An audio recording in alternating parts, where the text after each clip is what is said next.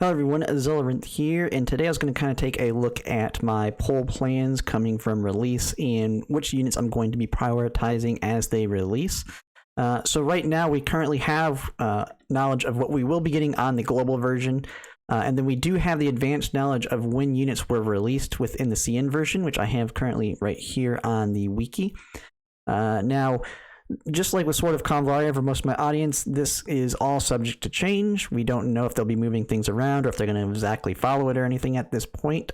So you kind of have to take these with a grain of salt, but it is good for knowing kind of an idea of who you're going to want to pull for when it comes to building your teams and their synergies for the more difficult content as we get down the road. So the first thing I will be going for in the beginning of the game is going for Ying, who is going to be the first limited unit that we have right off the bat. And in order to try and get her in as few pulls as possible, I do plan to do a reroll. And I'm hoping that I can get her in a single 10 pull in within a reasonable amount of time through rerolls. We'll just kind of have to see how it works out. The big thing with that is you have about a 10% chance based on the current odds to get an SSR in a single 10 pull. And then with her having to go by the 50-50, it's going to be about a 50% chance or a 5% chance to get specifically her, because you have to beat that 50-50. Now, we'll kind of have to see how difficult it is doing the rerolls. I may push that out, maybe try and do it within 20 to 30 pulls, depending on how fast I get that beginning currency. But we'll kind of experiment with my first run, just to kind of see. But my ultimate goal is to get her in a single 10 pull, and big reason for that is there are quite a few units that I do want to get that will come fairly quickly within the game, and trying to save as much of that beginning currency that they throw at us is going to be absolutely huge to build the two main kind of teams that I'm looking at building.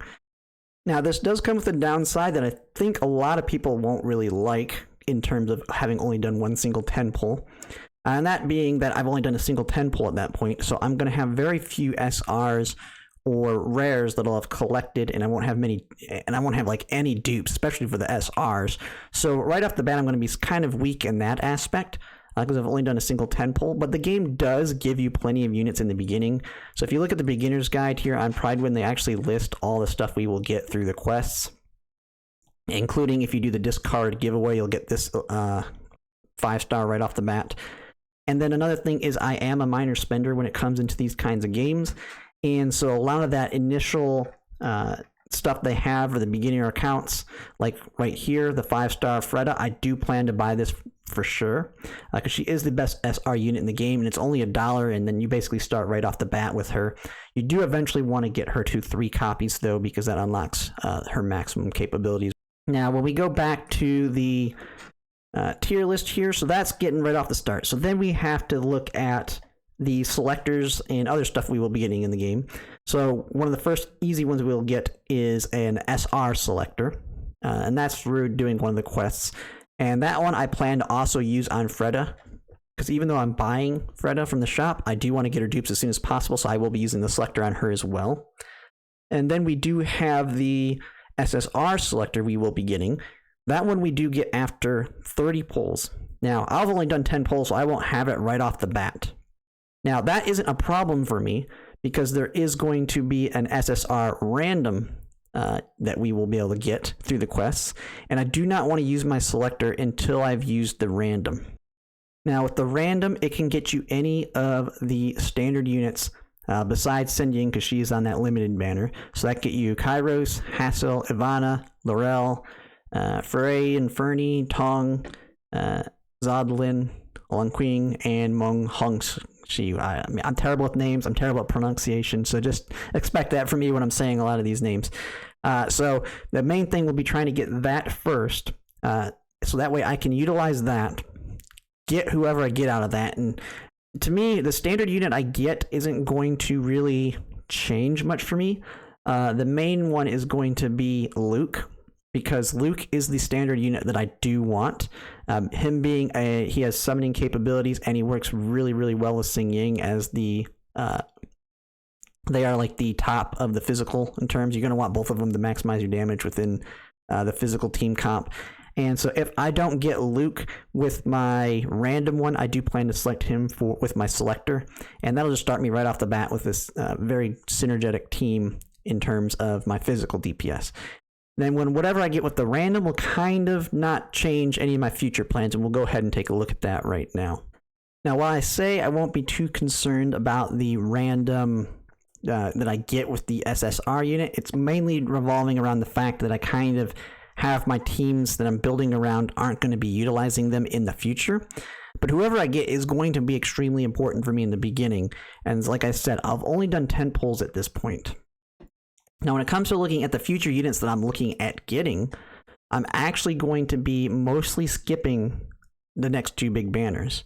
So we have the one that comes immediately after Ying and the one after that one. So like basically a month after, we will get both Scarlet and Bali Tusu.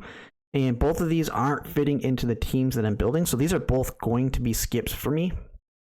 And so I will be really low on units, especially since I'll be skipping both of these. Now I will do 10 pulls on them, because one big thing is that the first 10 pull is discounted to 8 on every banner as they come out. And I do plan to do that pull on every single banner, since it does build pity towards the next banner and you're getting a pretty big discount. So I will be doing it. So I could get lucky and end up getting one of them, but I do plan to skip both of them. And the main reason is I do have 3 back-to-back that I plan to try and get all 3 of them.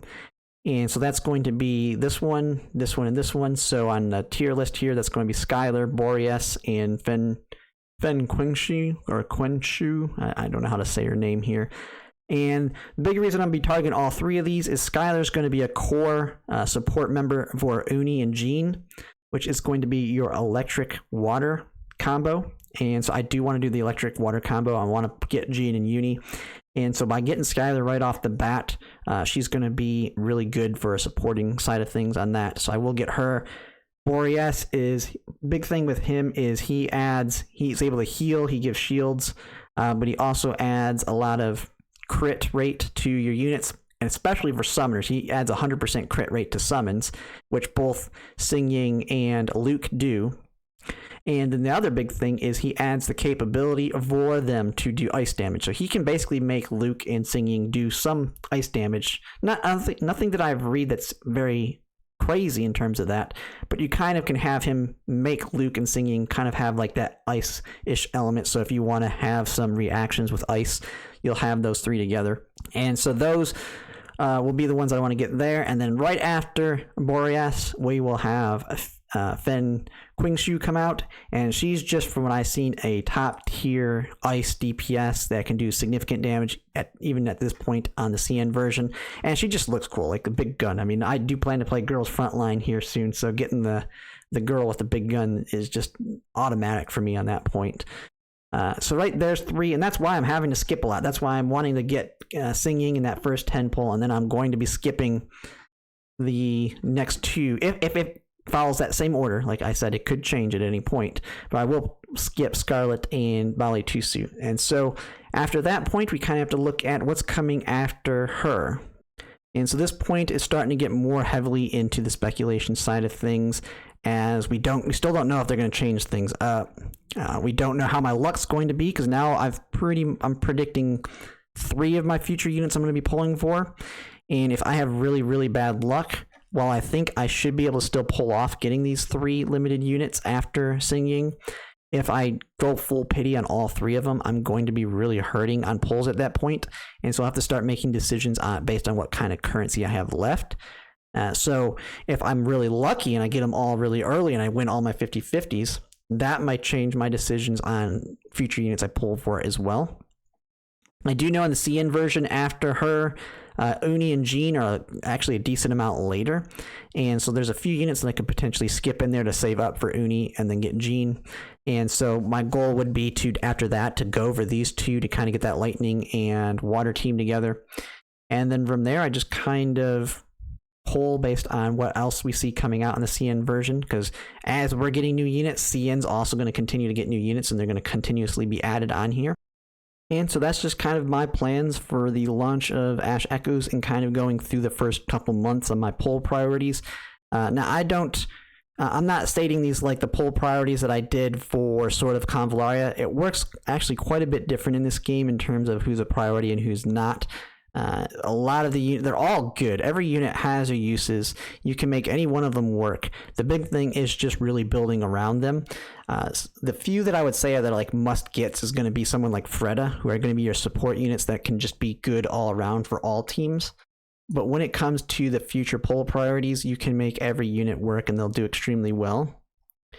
So I'm just kind of trying to go from the perspective of min-maxing my polls to try and get two teams that synergize together quite well fairly early in the game, because the poll plans I have are basically I'll have all of these units within the first 3 months, and then from there I'm just kind of picking and choosing at that point to build my teams up. For other people, they may have different people they're targeting and want to build around, and they all work quite well. Like Kairos is really good if you're going to want to go the fire side of things. You may use your selector on him, you skip Sing Ying, and you don't even have to worry about re-rolling if you skip Sing Ying. And then you just get him, and then you kind of start building around the fire teams, or you get Laurel and start building around the corrosion teams. There's quite a few options that you have in this game, and they all work quite well. So this is just my plans. Don't let it influence what you're planning on doing, because this is not really a meta type thought process on it. But yeah, if you like this content, if you could like, comment, and subscribe, it really helps. Thanks for watching.